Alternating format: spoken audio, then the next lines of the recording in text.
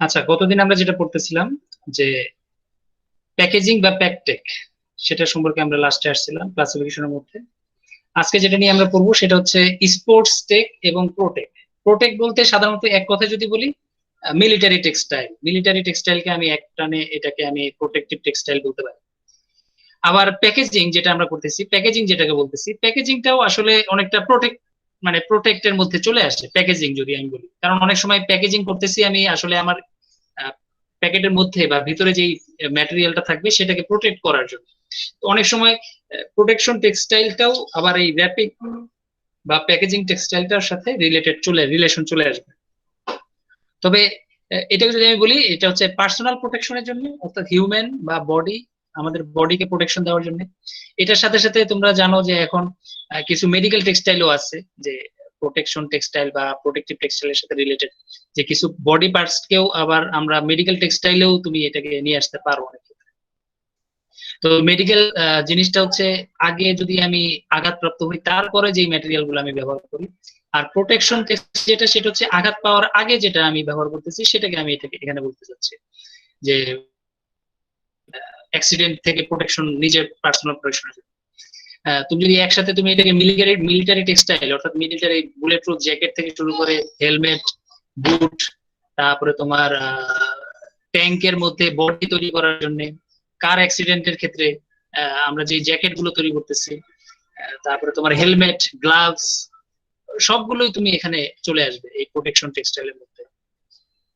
এর সাথে সাথে, অর্থাৎ এই প্রোটেকশন টেক্সটাইলের সাথে সাথে তোমার এখন যেটা আসবে সেটা হচ্ছে স্পোর্টস টেক্সটাইল।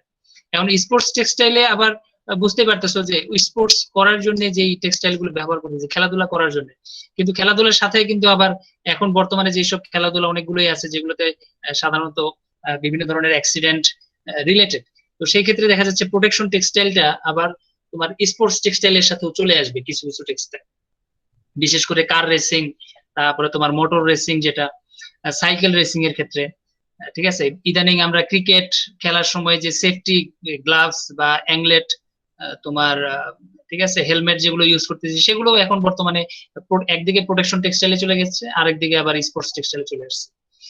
আর নর্মালি আরেকটা স্পোর্টস টেক্সটাইল যেগুলো আসছে সেগুলো হচ্ছে তোমার এই ইকুইপমেন্ট গুলো, যেগুলো আমরা আসলে স্পোর্টস এর জন্য ব্যবহার করতেছি, বিশেষ করে টেনিস বল, ফুটবল, তারপরে তোমার র্যাকেট, তারপরে ক্রিকেট ব্যাটের বিভিন্ন ধরনের পার্টস গুলো, ম্যাটেরিয়াল গুলো।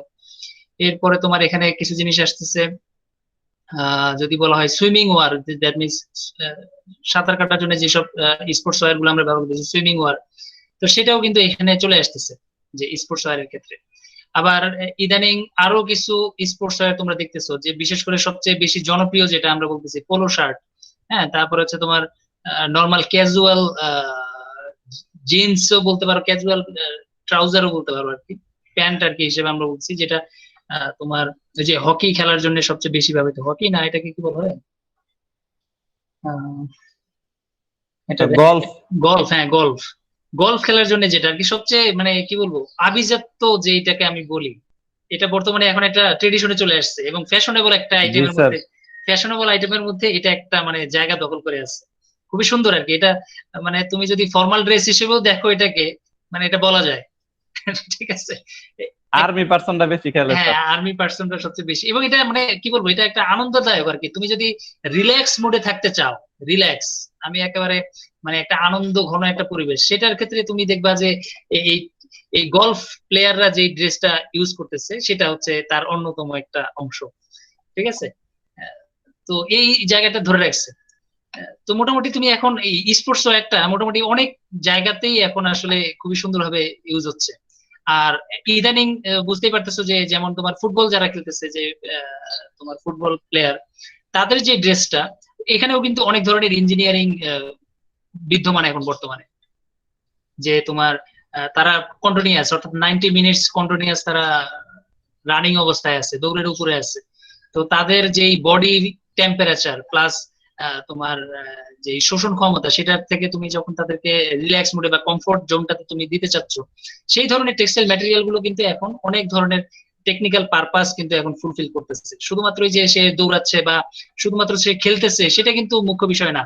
একই সাথে তার বডি টেম্পারেচার, তারপর হচ্ছে তোমার তার কমফোর্টনেস, তার এয়ার পারমিবিলিটি যেটাকে আমি বলতেছি, তারপরে তোমার অ্যাবজর্বেন্সি, এরপরে আমি যদি বলি লাইটনেস মানে হালকা কিনা, তারপরে এয়ার রেজিস্ট্যান্স অর্থাৎ বাতাসের প্রতি তার বাধা সৃষ্টি করতেছে কিনা, এই ধরনের অনেকগুলো জিনিস নিয়ে কিন্তু এখন বর্তমানে এই স্পোর্টস ওয়্যার নিয়ে কিন্তু গবেষণা করা হচ্ছে, এবং এটা চেঞ্জ হচ্ছে, বলবো যে কন্টিনিউয়াস এখানে ইমপ্রুভমেন্ট হচ্ছে আস্তে আস্তে।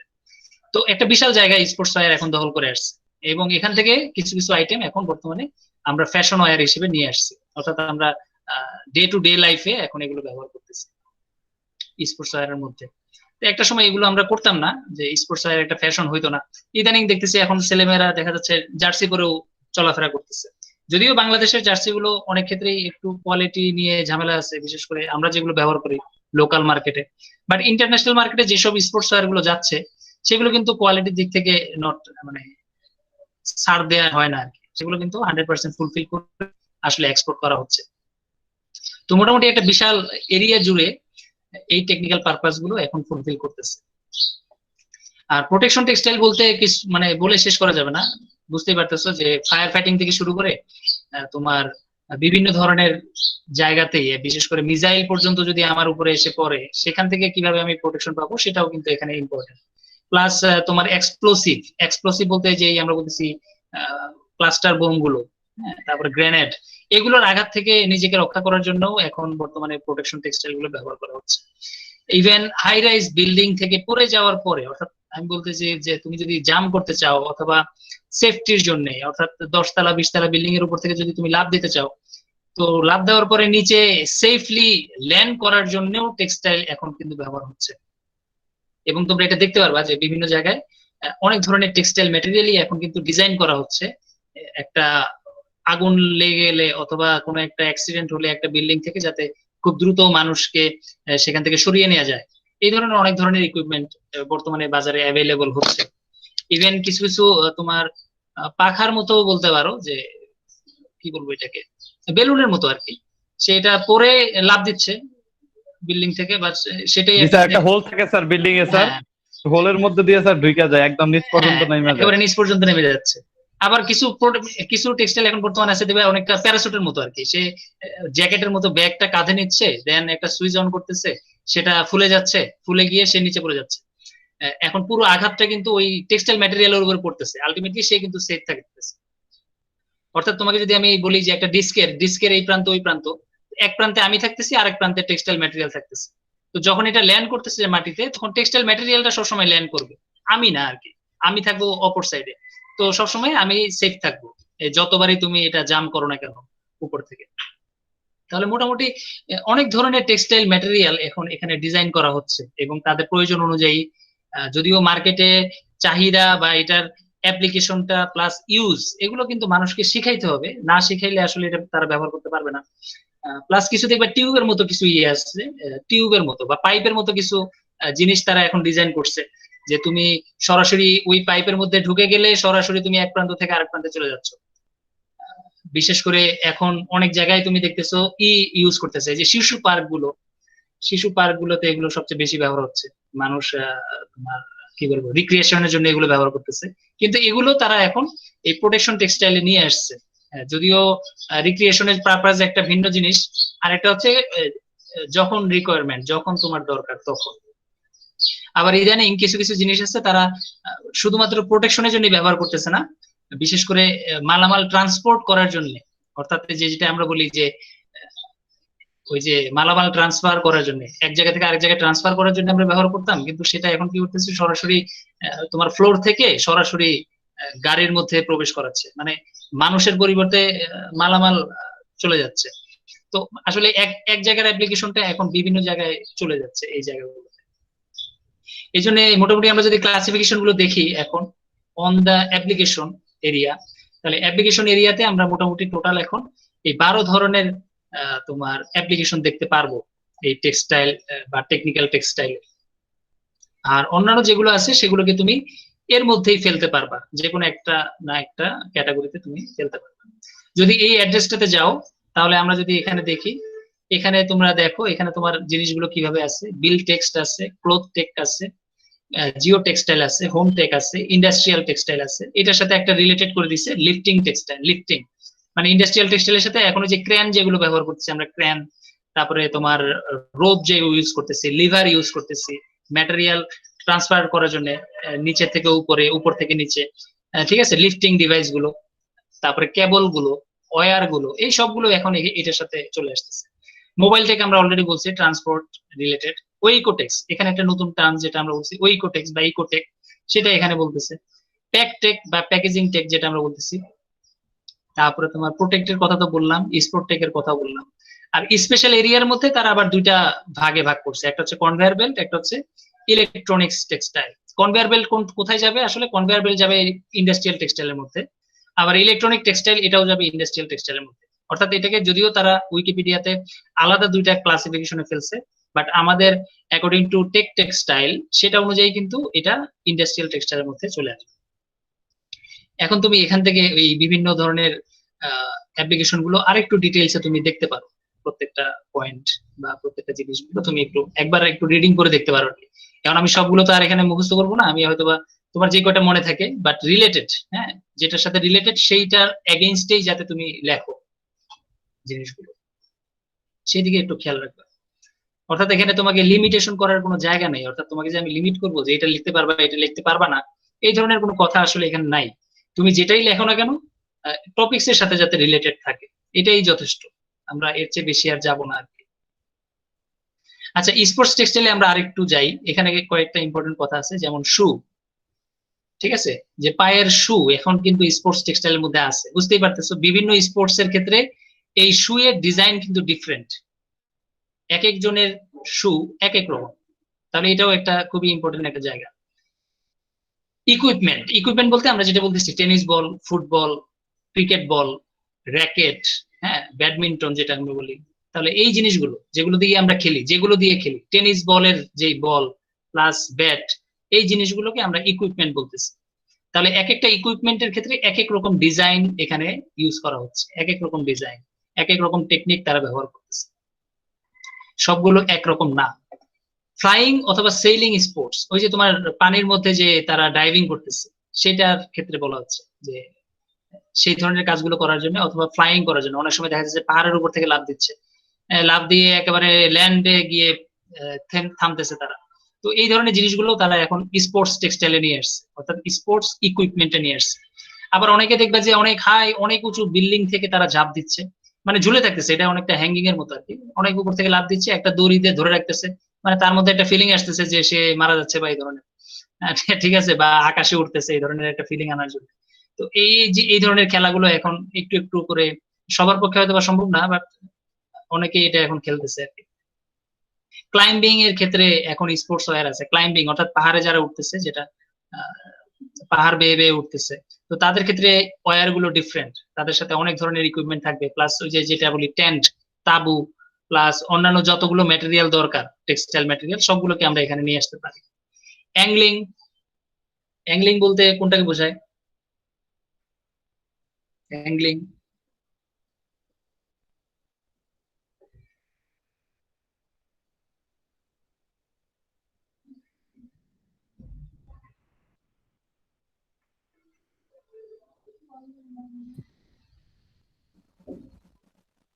Sir hello.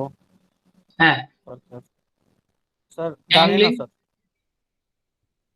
হ্যাঁ, এই ওয়ার্ডটা আমিও আজকে প্রথম পাচ্ছি। অ্যাংলিং আসলে জিনিসটা কি? অ্যাংলিং, স্যার র্যাঙ্গলিং হলে তাও বুঝতাম স্যার, ওই কাউবয়রা গরু ধরার জন্য যেরকম লুক হ্যাঁ, তৈরি করে। অ্যাংলিং আসলে এটার ওয়ার্ডটা আমি পাচ্ছি না, অ্যাংলিং অ্যাঙ্গেলের সাথে তো রিলেটেড কোনো কিছু পাচ্ছি না। আমার এখন এই খেলাটা সম্পর্কে আমার নিজেরও জানা নাই, এটা আসলে কি ধরনের খেলা, ঠিক আছে, এটা জানতে হবে আগে। Angling, র্যাঙ্গলিং হয় স্যার, ওইটা একটা টাইপের খেলা আছে, ওই তো স্যার মানে ছুটন্ত গরুকে হচ্ছে দড়ির লুপ দিয়ে ধরা, এই টাইপের খেলা আর কি। ওইটা এখন যদি স্যার এটা হয় I am not sure sir, ওটা তো আহ, র্যাঙ্গলিং। আচ্ছা, আমি একটু অ্যাংলিং দেখি, দেখি নতুন দেখেন একটা ওয়ার্ড আমরা একটু সার্চ দিয়ে দেখি, ডিকশনারিতে তো এরকম ওয়ার্ড নাই। অ্যাংলিং, কৌণিক, কৌণিক তো বুঝলাম, কিন্তু বাংলায় কৌণিক। স্যার অ্যাংলিং স্পোর্টস থেকে সার্চ দেন, অ্যাংলিং স্পোর্টস। আচ্ছা, অ্যাংলিং স্পোর্টস, অ্যাংলিং স্পোর্টস লিখে হ্যাঁ, এটা সার্চ কি দেন তাহলে। ধরনের খেলা আগে দেখে নেই। Angling sports, angling is the method of fishing. ওরে বাবা, এটা ও বলছে sir fishing by means of angle.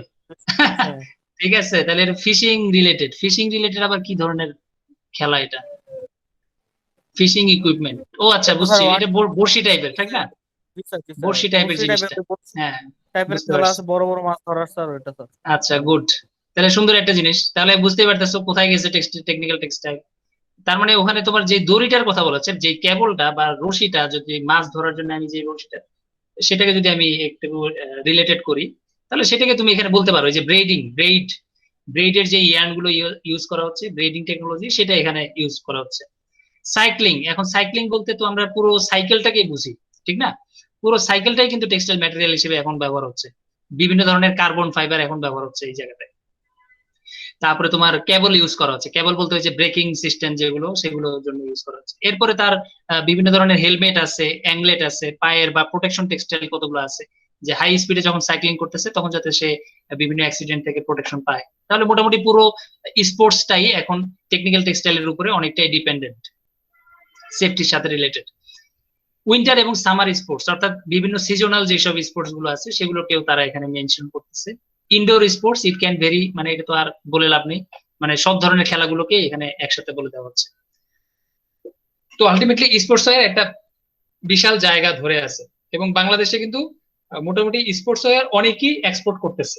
তোমরা যদি একটু খোঁজ খবর নাও তাহলে পাবা যে বাংলাদেশে অনেকগুলোই স্পোর্টস ইন্ডাস্ট্রি, ওয়্যার ইন্ডাস্ট্রি কিন্তু এখন, বা গার্মেন্টস আমি বলবো, কারণ স্পোর্টস ফেব্রিক গুলো কিন্তু আমরা খুব একটা প্রোডাকশনে যাইতে পারি নাই, ফেব্রিক গুলো ম্যাক্সিমামই বিদেশ থেকে ইম্পোর্ট করা হচ্ছে।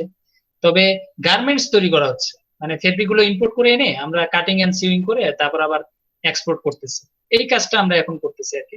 তবে স্পোর্টস ফেব্রিক যেগুলো, সেগুলো এখনো আমরা প্রোডাকশনে যাইতে পারি নাই, বিশেষ করে এই ফাইবারের কারণে বা ইয়ার্নের কারণে, টেকনিক্যাল ইয়ার্ন, এটার কিছু স্কারসিটির কারণে আমরা আসলে পারতেছি না এখন স্পোর্টস ওয়্যারকে 100% অ্যাবজর্ব করতে বা 100% নিজেরা দখল করতে আর কি।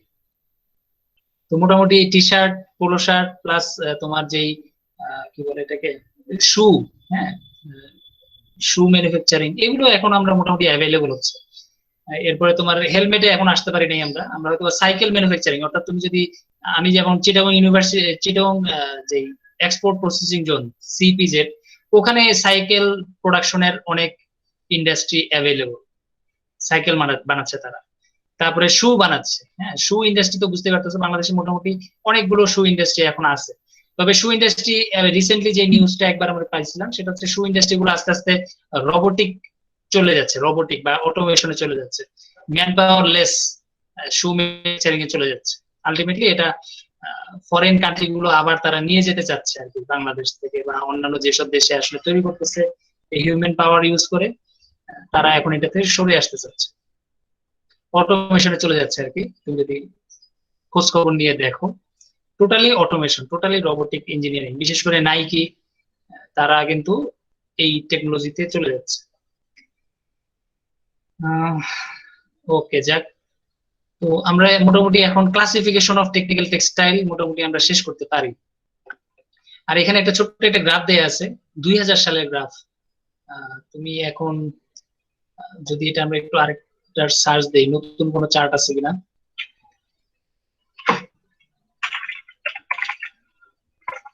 Consumption of technical textiles, জানি না নতুন কোনো চার্ট বা নতুন কোনো রেজাল্ট এখানে আছে কিনা।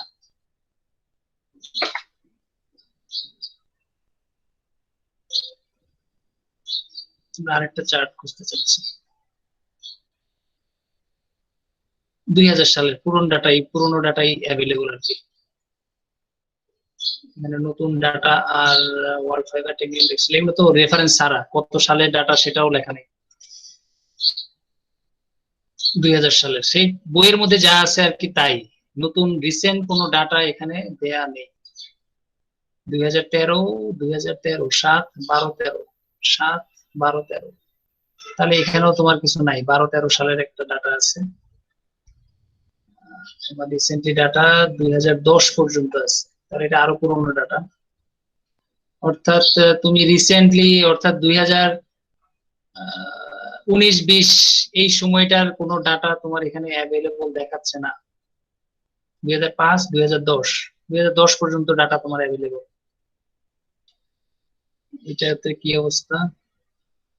2019 সাল, চায়না বাংলাদেশ, এটা হচ্ছে তোমার কনজাম্পশন ডে, মানে country wise top 10 exporter of clothing industry এটা দেখাচ্ছে।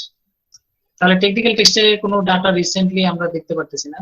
মার্কেট সাইজ টেক্সটাইল 2012, 13, 16, 17 এই একটা চ্যাপ্টার যদি আমরা নেই, কপি করে নিই, এটা কপি করে আমরা কোথায় রাখবো?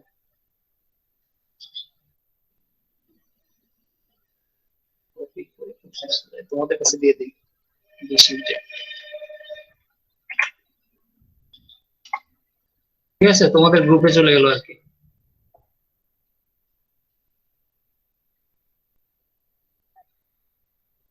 ঠিক আছে, তাহলে এটা আমরা একটু দেখতে পারি রিসেন্ট ডাটার মধ্যে।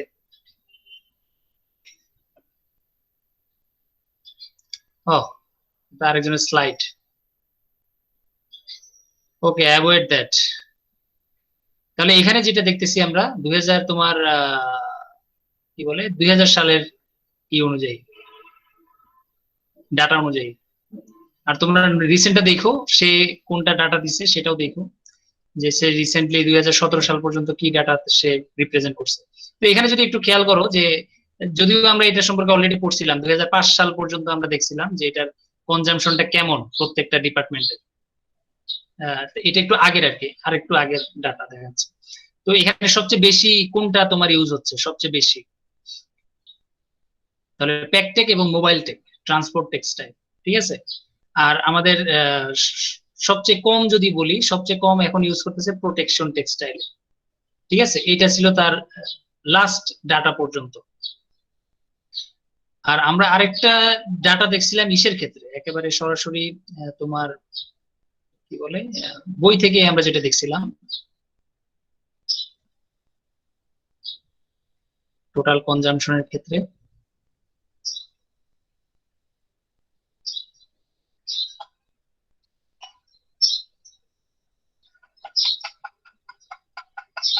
সালে আমরা একটা ডাটা দেখছিলাম যে কি পরিমাণ কনজাম্পশন হচ্ছে বিভিন্ন ধরনের আইটেম গুলোতে।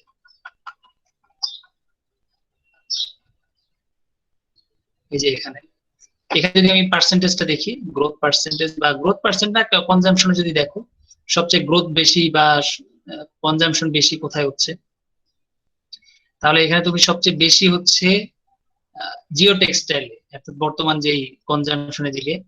আর সবচেয়ে কম যদি দেখি আমি, তাহলে ট্রান্সপোর্ট টেক্সটাইল, ঠিক আছে। তার মানে প্যাকেজিং টেক্সটাইলের পার্সেন্টেজ এখন আস্তে আস্তে বেড়ে গেছে, ট্রান্সপোর্ট টেক্সটাইলের পার্সেন্টেজ একটু কমে গেছে।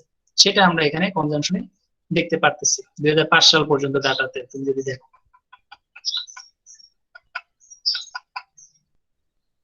ঠিক আছে, তাহলে মোটামুটি আমরা এই জিনিসটা, অর্থাৎ এই চার্ট থেকে, অর্থাৎ তুমি যদি রিসেন্ট ডাটা পাও, একেবারে রেফারেন্স সহ নিবা, কারণ এটা রেফারেন্স ছাড়া আসলে এই চার্টটা ইউজ করাটা ডিফিকাল্ট। হ্যাঁ, তুমি একটা রেফারেন্স 2000 হোক অথবা 2005 হোক অথবা রিসেন্ট ডাটা হোক, তাহলে সেটা তোমার খেয়াল রাখলে ভালো হবে। অর্থাৎ যারা এটা নিয়ে আসলে গবেষণা করতেছে তাদের কাছে অরিজিনাল ডাটাগুলো অ্যাভেলেবল। আর যারা এগুলো নিয়ে কাজ করতেছে না, তাদের থেকে আসলে হয়তো মুখে মুখে শুনে যেটা তথ্য পাবা তুমি, সেটা আসলে একটা রং তথ্য পাইতে পারো, যেমনটা আন্তাজের উপরে বেস করে, যে আমি জানি না কিন্তু একটা অ্যাজুম করতেছি, তাহলে সেটা তুমি বলতে পারো।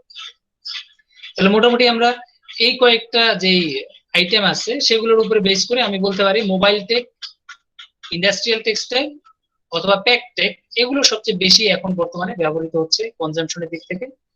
আর সবচেয়ে কম হচ্ছে প্রোটেকশন টেক্সটাইলে, অথবা যদি তুমি বলো যে ট্রান্সপোর্ট টেক্সটাইলে সবচেয়ে কম তোমার এখন বেশি এটার কনজাম্পশনটা হচ্ছে। তবে 2005 সালে, অর্থাৎ এটা হচ্ছে 2000 সালে, 2005 সালে গিয়ে এটার চাহিদাটা একটু চেঞ্জ হচ্ছে, মানে এদের চাহিদার পরিমাণটা একটু কম বেশি হচ্ছে। মোটামুটি টেকনিক্যাল টেক্সটাইলের ওভারঅল অ্যাপ্লিকেশনটা সবগুলোই কিছু না কিছু অ্যাপ্লাই হচ্ছে। এবং বুঝতে পারতেছো যে জিও টেক্সটাইল একটা মানে চ্যালেঞ্জিং সেক্টরে চলে আসছে, একটা টপ ডিমান্ডিং সেক্টরে। যদিও ওই সালে ছিল মাত্র 2% কনজিউম করতো, 2%, বাট এখন এটার গ্রোথ রেটই হচ্ছে 16% এর উপরে গ্রোথ রেট, যেটা আমরা বলছি এটার ইনক্রিজিং রেটটাই অনেক বেশি অন্যান্য ডিপার্টমেন্টের থেকে। তাহলে মোটামুটি আমরা এটাকে এখন ক্লাসিফিকেশনটাকে শেষ করতে পারি আর কি এখান থেকে।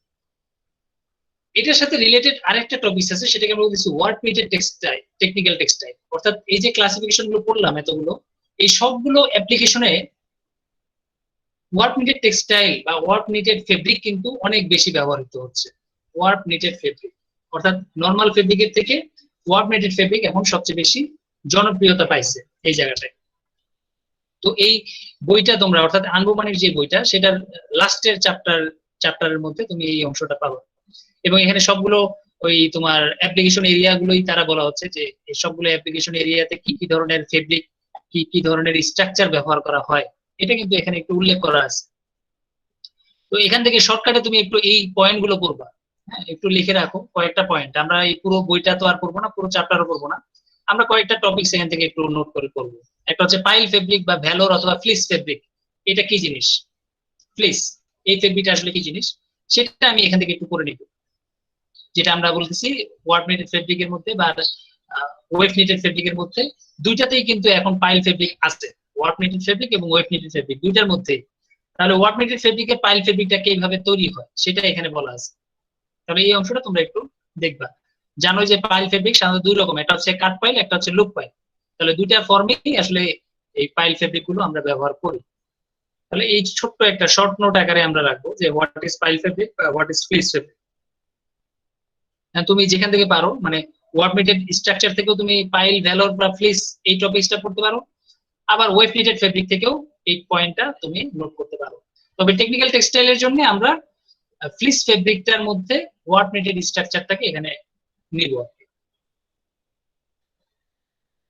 এরপরে আমরা একটা জিনিস দেখবো, সেটা হচ্ছে কম্পোজিট স্ট্রাকচার।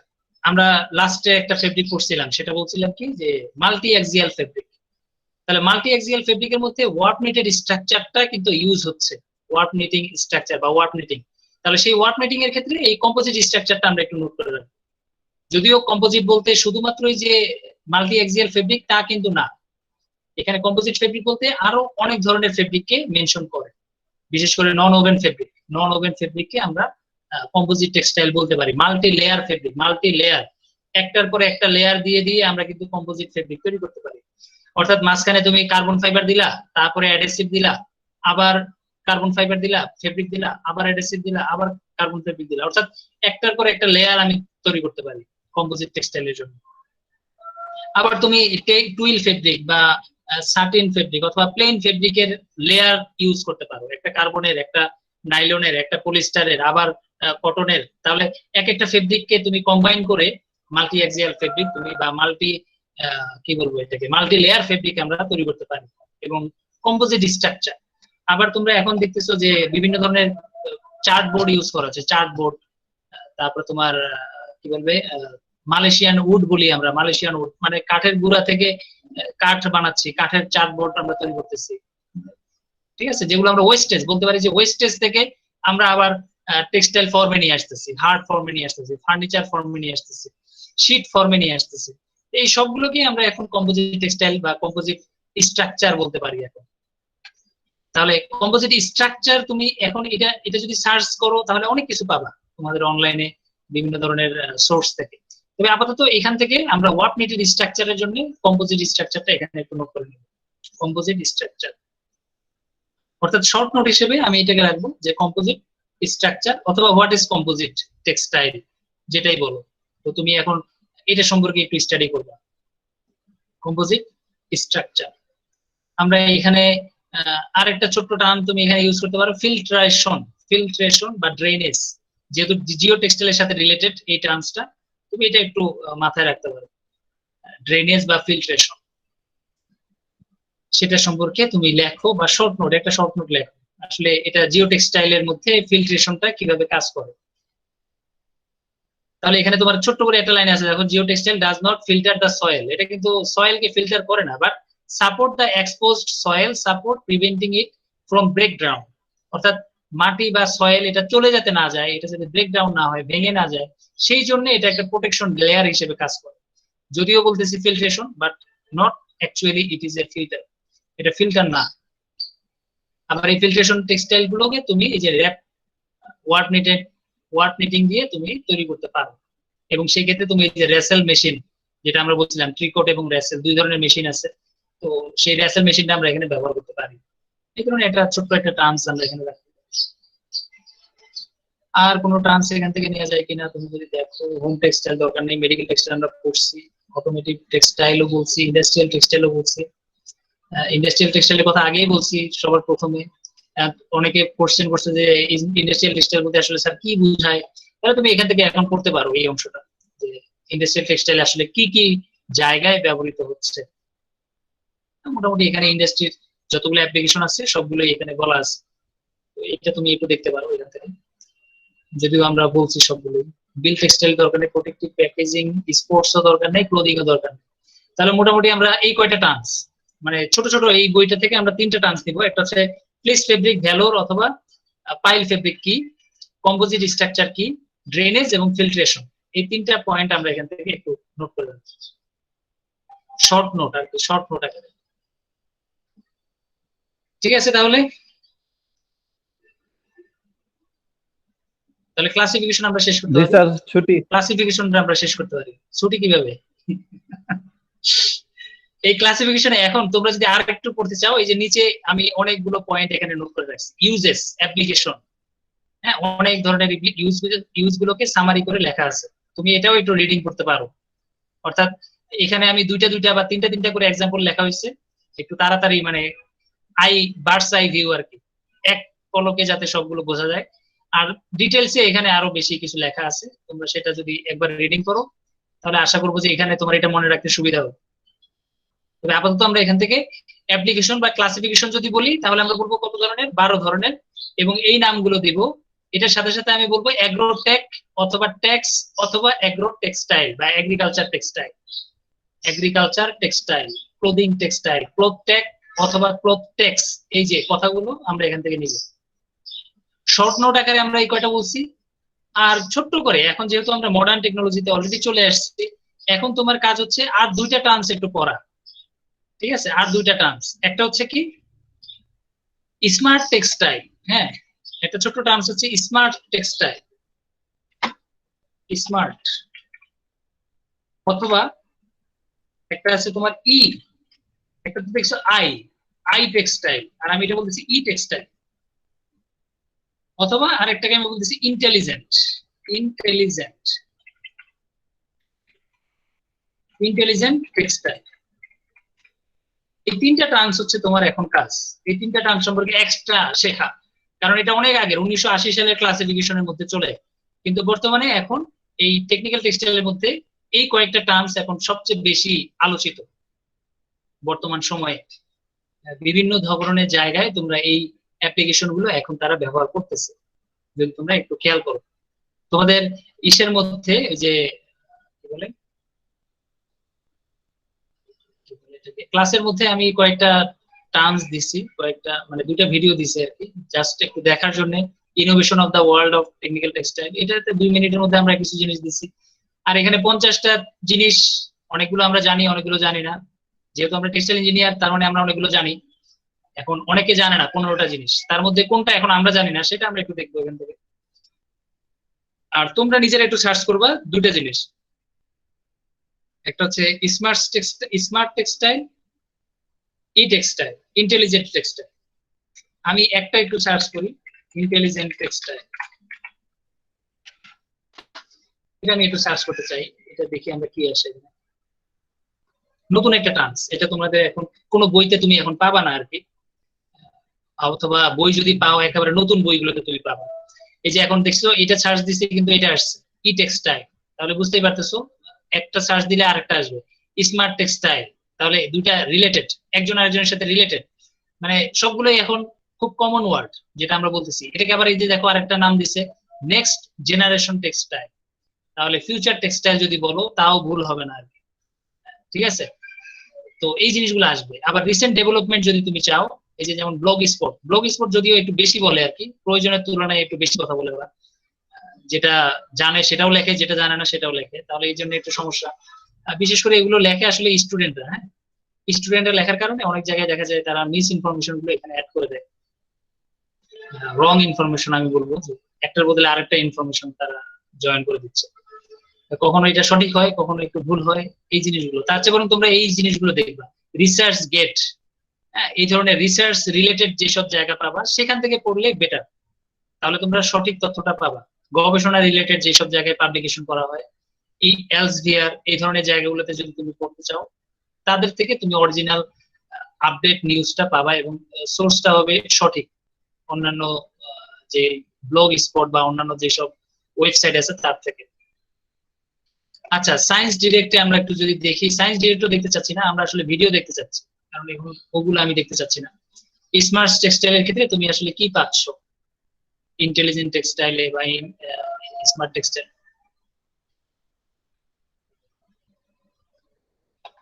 তাহলে ফিচারেরটাই দেখি, একসাথে সবগুলোই আসবে।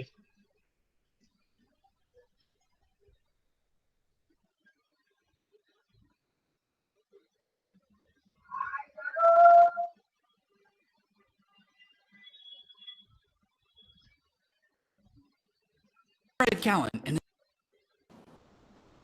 The researchers in Rudolfstadt are also busy with thread.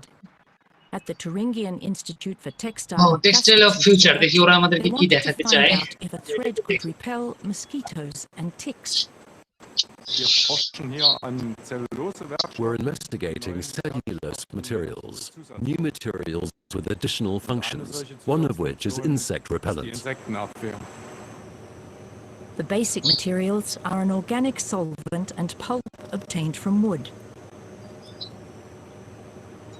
Zusätzlich geben wir dann natürlich noch den Wirkstoff in. Then we put the active ingredient into this spinning solution. Das ist ein Trägermaterial. We add a carrier material, paraffin, and then the actual insecticide, Den eigentlichen permethrin in this case. Das Insektizid, in dem Fall Permethrin.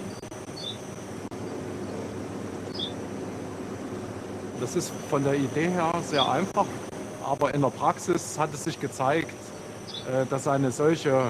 It's a very simple idea, but in practice we found a spinning solution like this tends to separate so that you can't process it. You have to use additives to stabilize the solution and enable it to be processed and spun. Herzustellen, dass man sie verarbeiten und verspinnen kann. Und das ist das And that's know-how which took some years to achieve. Um das zu erarbeiten. Permethrin is recommended by the WHO. There are already fabrics with insect repellent, but as a coating. Der entscheidende Vorteil unseres Ansatzes ist es, dass The key advantage of our approach is that the agent is present in the textile throughout the life of the fabric, so it doesn't need to be reloaded. Sie müssen nicht nachträglich imprägnieren. You can be sure that the textile will remain effective. Dass dieses Textil wirksam ist. The functional fiber is produced from the spinning solution. It can be processed into yarn together with wool or other fibers. 20% functional fiber is enough to act as an insect repellent.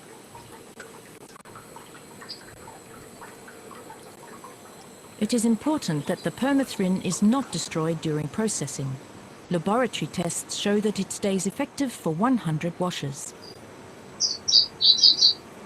Im Moment ist das Verfahren noch in der Entwicklung und natürlich auch noch relativ teuer. The method is still being developed and is relatively expensive, but that will change if higher quantities can be produced. Then prices will drop. Wird der Preis auch geringer werden von dieser Spezialfaser. That would be a blessing for many people, particularly in malaria areas. Socks are already on the market. They are aimed at forest workers who are exposed to ticks at ground level. The research is intended for the German textile industry. They are hoping that a yarn producer will make use of the findings.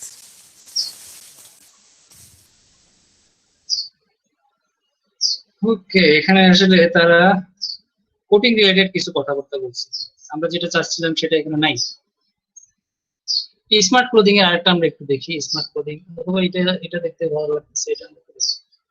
এরপর আমরা সরাসরি এসে চলে যাবো আমাদের কিছু সামারিতে চলে যাবো।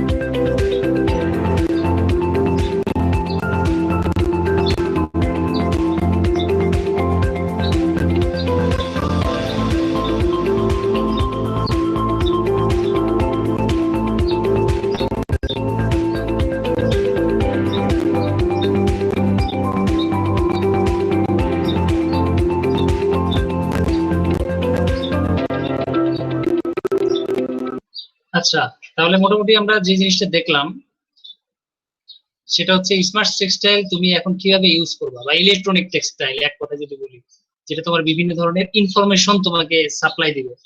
আর ইন্টেলিজেন্ট টেক্সটাইল যদি তোমাকে আরেকটা উদাহরণ দেই, ইন্টেলিজেন্ট টেক্সটাইল যে আমি বৃষ্টিতে বেরোচ্ছি, বৃষ্টিতে বেরোচ্ছি কিন্তু আমি ভিজবো না, অর্থাৎ আমার যে গার্মেন্টস সেটাই আমাকে প্রোটেকশন দিবে।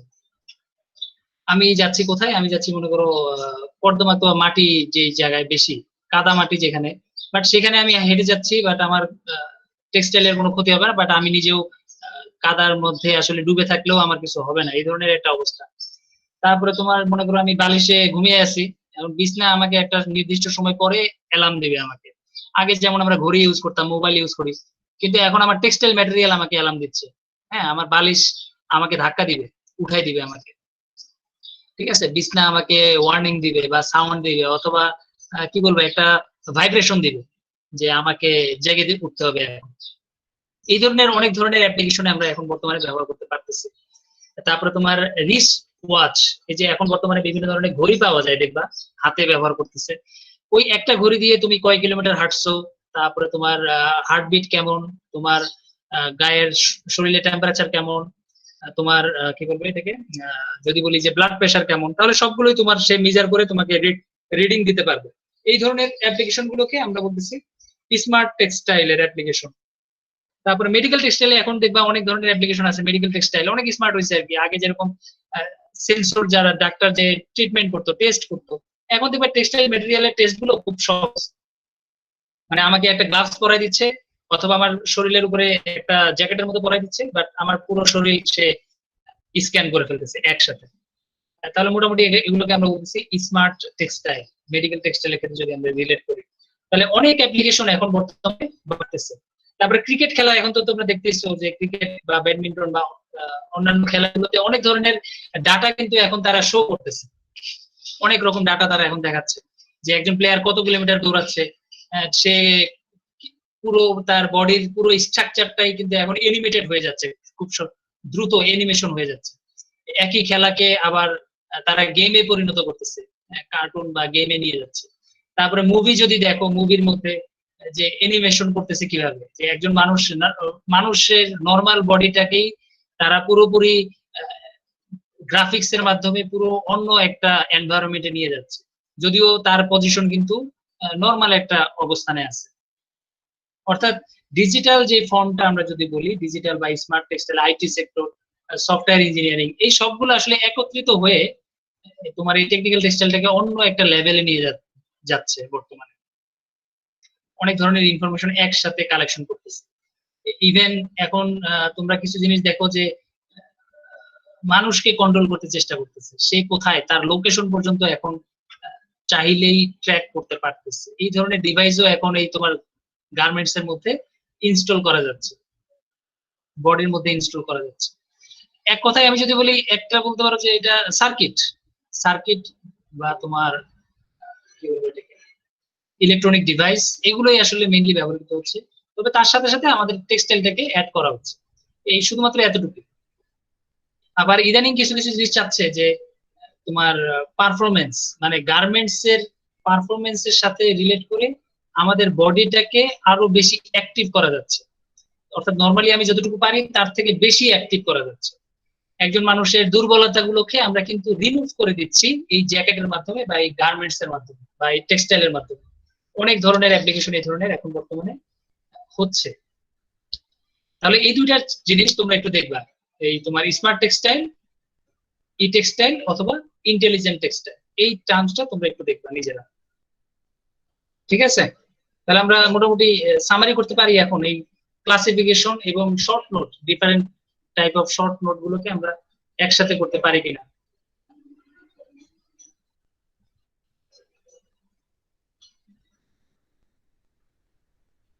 হ্যাঁ, আমরা টপিকটা একটু শেষ করি, ঠিক আছে? ক্লাসিফিকেশনের যে অংশটা আমরা বলতে চাচ্ছিলাম,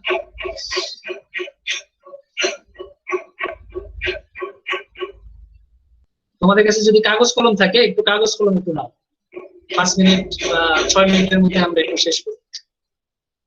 আমরা কয়েকটা কোয়েশ্চেন একটু নোট করতে চাচ্ছি।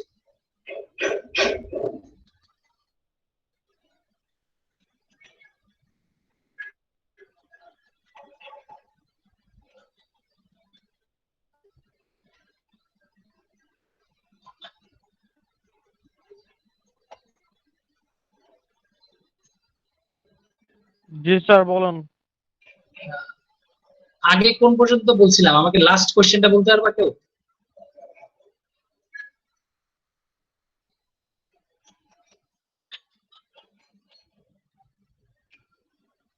একদিন আমরা কিছু কোশ্চেন নিয়ে কথা বলছিলাম, তখন আমরা কতটুকু বলছিলাম?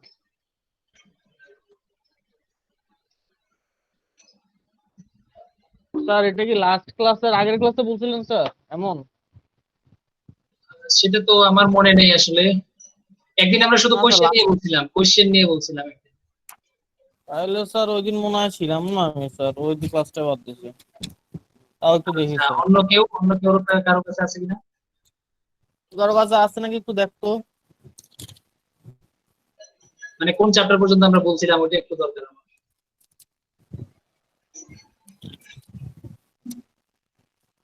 নূর, নূর কি আছে?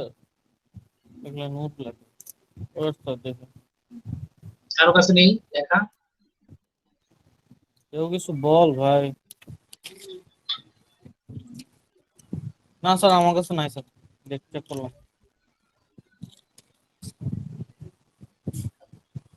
আর কেউ?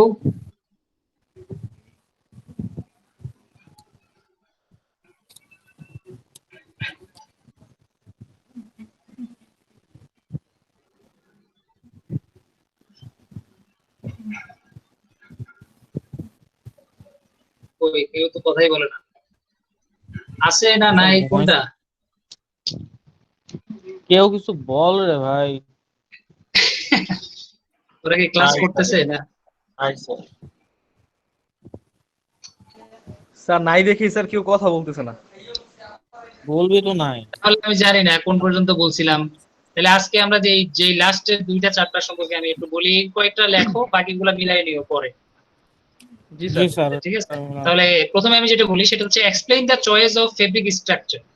Explain the choice of fabric structures for manufacturing of technical textile.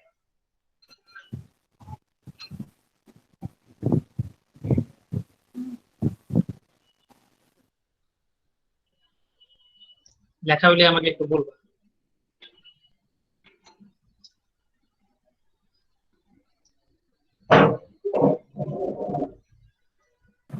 Sir আরেকবার একটু বলেন স্যার।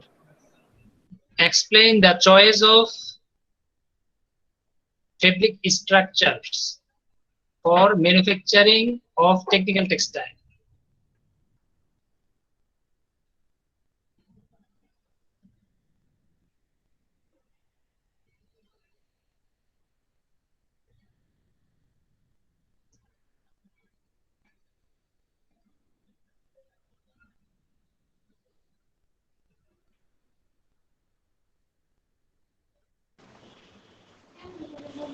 স্যার এক্সপ্লেইন ঠিক দ্য আছে, choice of fabric structure and manufacture and technical textile, sir এটা? explain the choice of fabric And structures for manufacturing of technical textile. G sir. Okay, next আমরা যদি বলি তাহলে what is multi axial fabric? What is multi axial fabric? প্রশ্নবোধক চিহ্ন দাও, and then briefly discuss the construction and uses.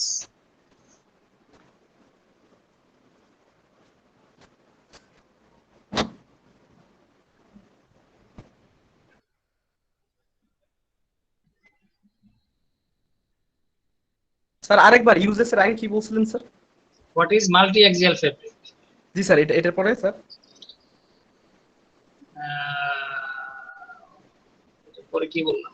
Briefly discuss the construction and uses. আচ্ছা sir, construction.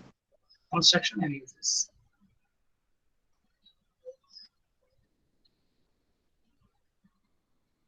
জি sir, next.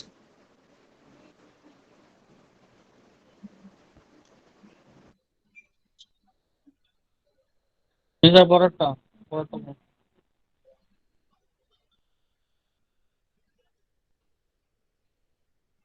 হয়েছে? এরপরে আমরা যাব যে explain the finishing process of technical textile in brief.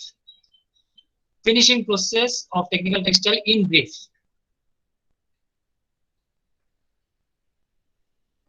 ঠিক আছে? Finishing process of technical textile in brief.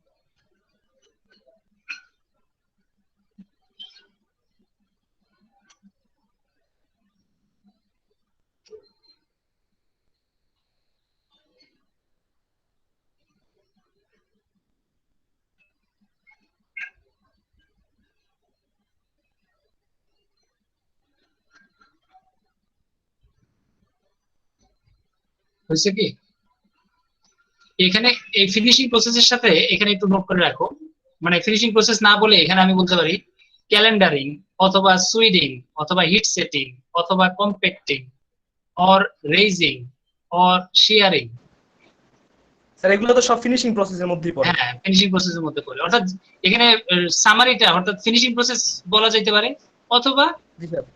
একটা দুটো ওয়ার্ড আমরা ইউজ করতে পারি, calendaring, সুইডিং, hit setting, raising, sharing. হ্যাঁ, এরকম আর কি যে কোনো ওয়ার্ড যদি আমরা বলি তখন তো আর তোমার ফুল ডেসক্রিপশন হয়তো বা তোমার দরকার নেই, তখন স্পেশালি ওই প্রসেসটা তুমি এক্সপ্লেইন করবে। জি স্যার। ঠিক আছে। আর স্যার ফিনিশিং প্রসেস বললে ফুলগুলো আমরা সবগুলোই করতে ফুল মানে তুমি যা জানো আর কি, ফিনিশিং বলতে সবগুলো তুমি যতটুকু জানো ততটুকু এখানে ইনক্লুড করতে চেষ্টা করবে। আচ্ছা, এক্সপ্লেইন, তারপরে আমরা যদি বলি explain effect of different surface coating, ওই যে আমরা যেটা বলছিলাম surface coating, explain effect of different surface coating on technical textile.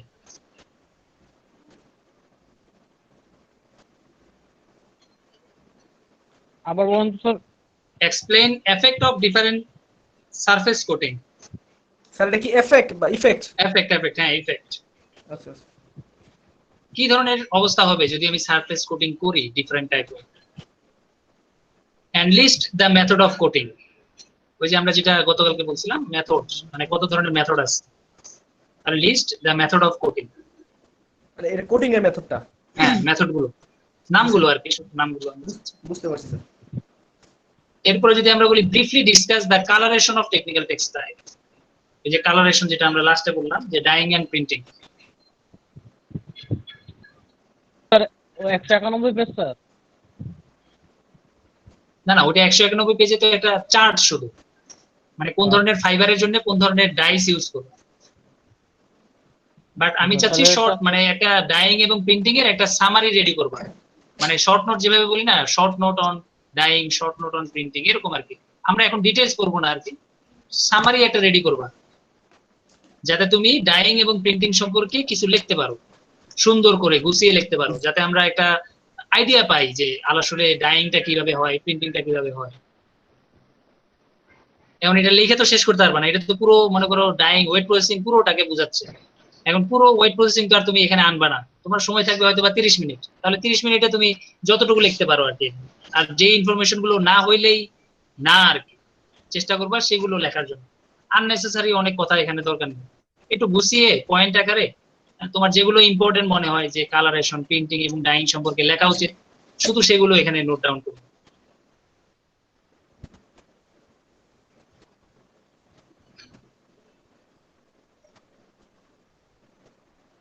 ঠিক আছে, তাহলে আমরা কালারেশন শেষ। এখানে এই কালারেশনের জায়গায় তুমি ওই যে অবলিক দিয়ে রাখতে পারো, অর্থাৎ ডাইং অর প্রিন্টিং, অর্থাৎ দুইটা মেথড সম্পর্কে আমরা আসলে জানতে চাচ্ছি। কালারেশনও বলা হতে পারে, অথবা discuss the dyeing process of technical textile, অথবা discuss the printing process of technical textile. মানে এখানে আসলে কোশ্চেন তুমি চাইলে তোমার মতো করে ঘুরিয়ে পেঁচিয়ে যা বলো ওই একই অ্যান্সার আসবে। স্যার কোশ্চেনের মাঝখানে যদি শুধু থাকে যে কালারেশন অফ টেক্সটাইল, আপনার টেকনিক্যাল টেক্সটাইল, তাহলে কি স্যার আমরা ডাইং আর প্রিন্টিং দুই প্রসেসটা ইন্ডিকেট করতে হবে? হ্যাঁ, দুইটাই বলবা, কারণ দুইটাই তো কালারেশন। জি স্যার। ঠিক আছে, এই জন্য দুইটা সম্পর্কে একটু জানবা আর কি, যদিও আমাদের সাবজেক্ট আসলে কালারেশন না আর কি, তবে যেহেতু টেকনিক্যাল টেক্সটাইল লাস্টে গিয়ে তো গার্মেন্টস হবে এবং সেটা আলটিমেটলি একটা ফ্যাশনেবল আইটেম হিসেবে অনেক সময় ইউজ হতে পারে, তো সেই জন্য আমরা এটা কালারেশনটা একটু হালকা পাতলা আমরা এখান থেকে নিব। বিশেষ করে আমরা একটা স্লাইড দিছিলাম যে মেশিন, কত ধরনের মেশিন ইউজ করা হয় ডাইং এ, আর প্রিন্টিং এর ক্ষেত্রে কত ধরনের মেথড আছে প্রিন্টিং। এই দুটো জিনিস আমরা এখানে চাইলে একটু অ্যাড করে দিব, ইম্পর্টেন্ট হিসেবে। আর বাকিগুলো তুমি জেনারেল, তুমি তোমার মতো করে সামারি লিখে নিবা, যেটা 10 মিনিট বা 15 মিনিট বা আধা ঘন্টা পর্যন্ত লেখা যায়, এরকম একটা স্লাইড তুমি রেডি করে রাখবা বা একটা ডকুমেন্ট তুমি রেডি করে রাখবা। তুমি যা জানো অথবা তোমার ওই সাবজেক্ট অনুযায়ী তুমি যা শিখছো তার উপরে বেস করে তুমি একটা ডকুমেন্ট এখান থেকে রেডি করে রাখবা এই কোশ্চেনের জন্য। আচ্ছা, এরপরে আমরা আজকে যেটা শিখলাম সেটা হচ্ছে classify technical textile. Classify technical textile with some examples, কিছু এক্সাম্পল সহ। প্লাস যদি আমি একটু বলি সেটা হচ্ছে ওয়ার্ল্ড ওয়াইড কনজাম্পশন।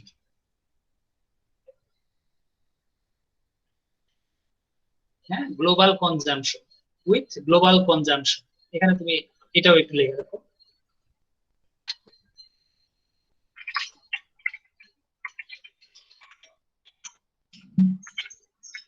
রিসেন্ট তোমার যে ডাটা তোমার কাছে অ্যাভেলেবল হয় 2000 সালের অথবা 2005 সালের অথবা 2019 সালের, তুমি যেই ডাটাটা কালেক্ট করতে পারবা রিসেন্ট, একটা রেফারেন্স সহ তুমি অবশ্যই লিখবা যে কাদের থেকে এই ডাটাটা তুমি পাচ্ছ। তাহলে সেই ডাটাটা তুমি এখান থেকে একটু নোট ডাউন করে রাখবা। তাহলে classify technical textile with example and global consumption, global consumption সহ।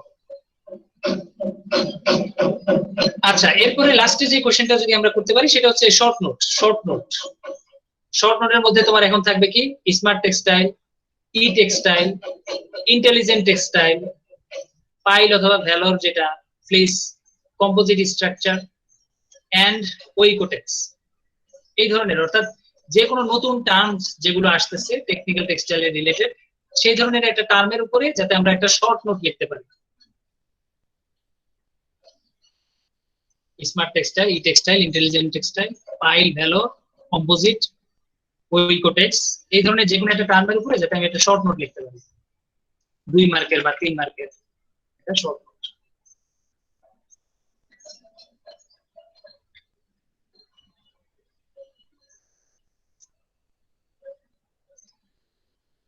আচ্ছা, যদি আমাদের শেষ হয়ে যায়, আমরা সবাই কি অ্যাটেন্ডেন্স এখানে দিচ্ছি কিনা আমি একটু বলি। 20 ইনটেকের 35, 36, 43, 2, তারপরে তোমার 40, 30, 19, 31, 10, 33, 4, 12, 21, 13, আর 17 ইনটেকের হচ্ছে 49 এবং 37। এর বাইরে আর কেউ আসবে কিনা? 20 ইনটেকের 20, ওকে। আর না স্যার, তাহলে দিলাম 20 ইনটেকের 20 স্যার আর 11 20 ছিল, নেট চলে গেছে স্যার। কত 20 ইনটেকের? হ্যাঁ জি স্যার 11। ওকে, 11। ঠিক আছে, তাহলে আজকে আমরা শেষ আজকে। ওকে স্যার 20 ইনটেক 20 দিছেন স্যার? হ্যাঁ 20 দিচ্ছি। ওয়ালাইকুম আসসালাম।